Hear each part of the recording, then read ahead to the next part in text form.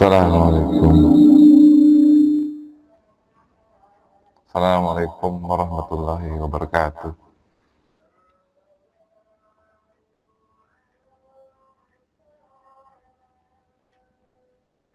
Perkenalkan, saya Tommy Ardiansyah dengan MPN 2386 131648. Pengampu Dr. Al-Fauzan MPD dan DR Pisman DD MKOP MM MSI. Judul Leadership Management, yaitu manajemen kepemimpinan.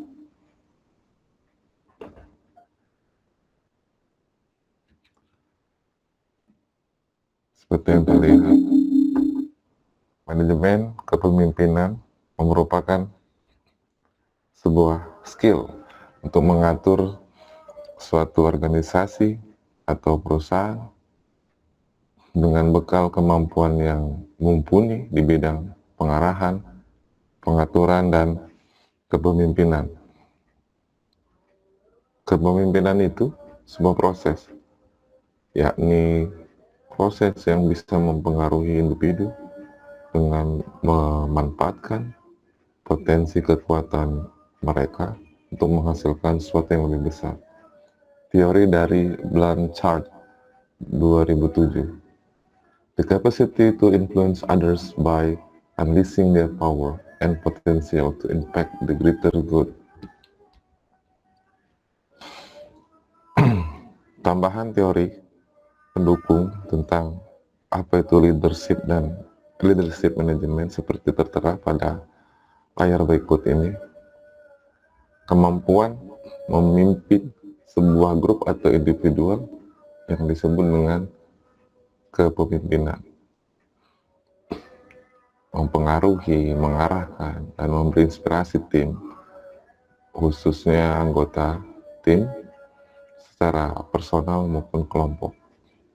Kemudian yang berikutnya tentang manajemen untuk mencapai sebuah tujuan dengan resources yang ada pada kelompok tersebut. Manajemen mampu mengembangkan strateginya dan mengorganisasi para tim ataupun individu dan juga kelompok.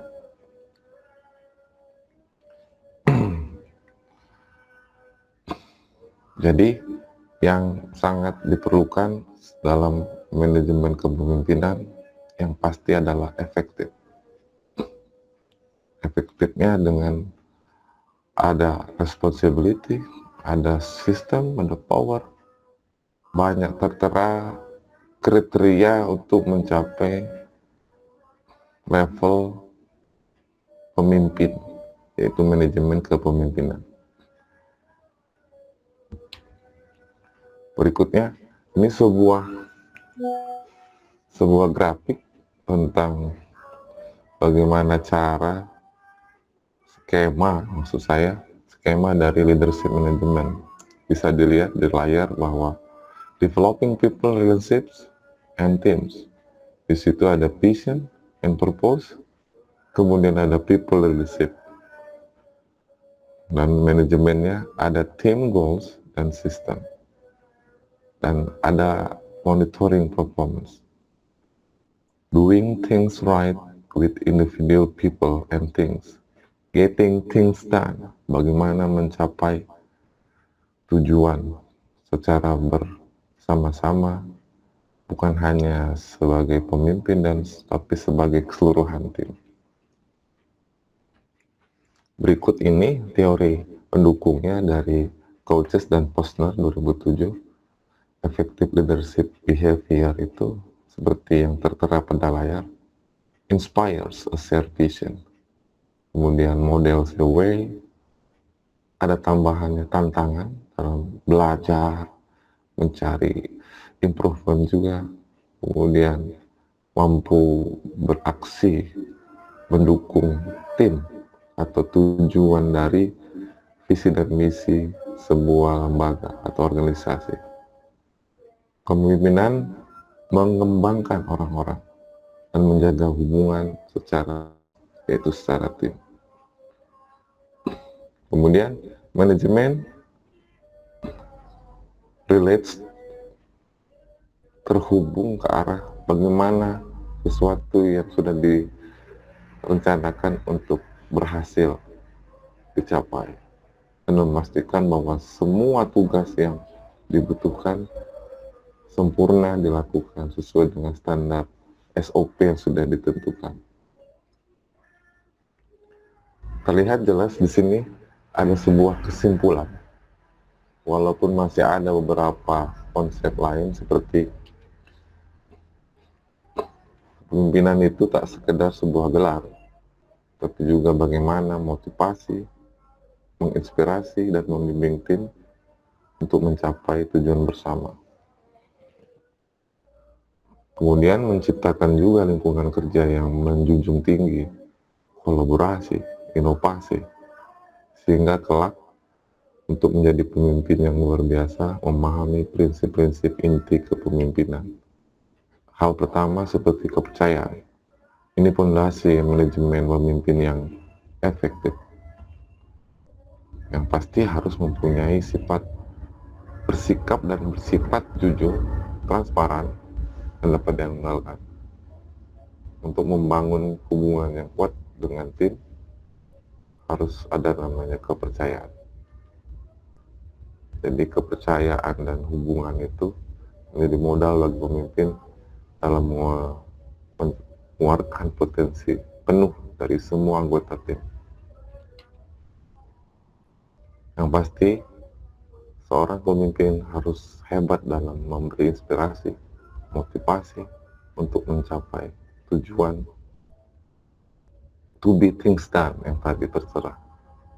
Bagaimana cara mencapai tujuan itu dengan jelas, dan juga memberi umpan balik agar anggota tim tetap terlihat kinerjanya yang semangat.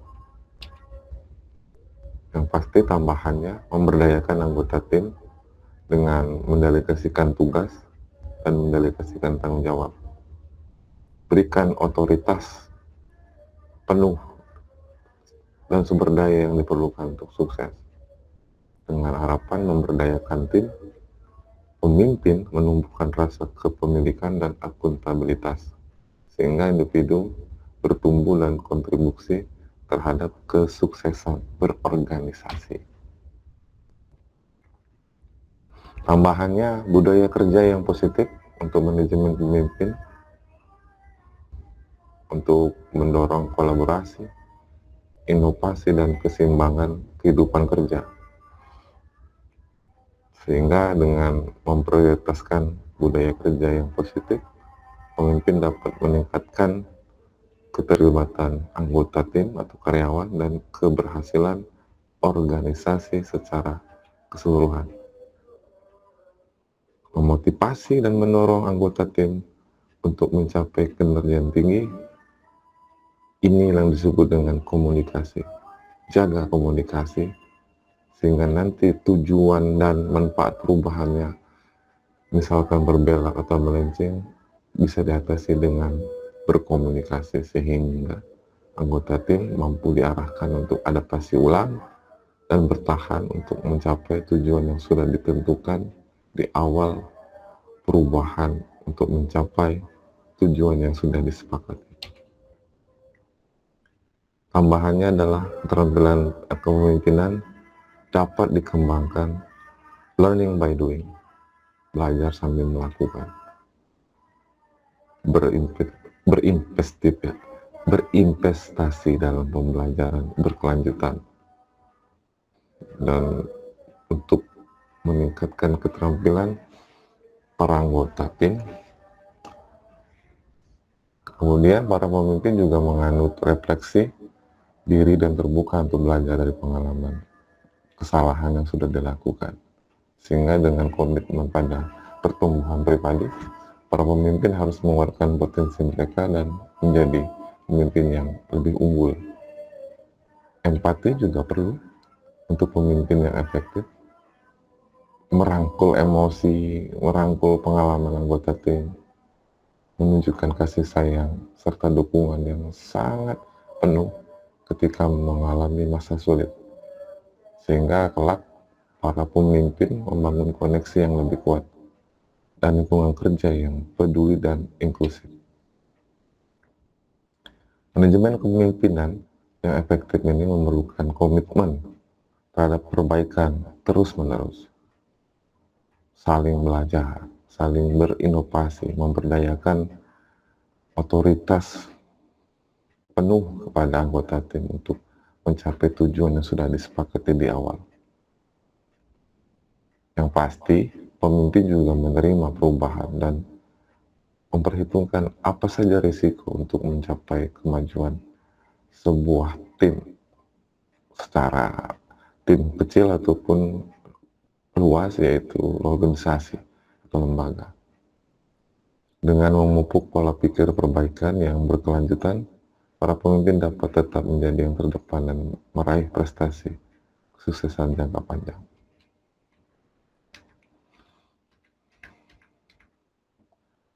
Sehingga ada kesimpulan, manajemen pemimpin yang efektif itu kombinasi, ada keterampilan atau skill, ada kualitas.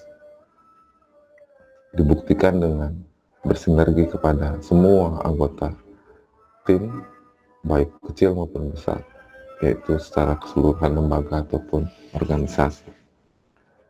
Tambahannya, fondasi kepercayaan, komunikasi, empati, dan perbedaan berkelanjutan, para pemimpin dapat membuka rahasia untuk menjadi seorang pemimpin yang luar biasa.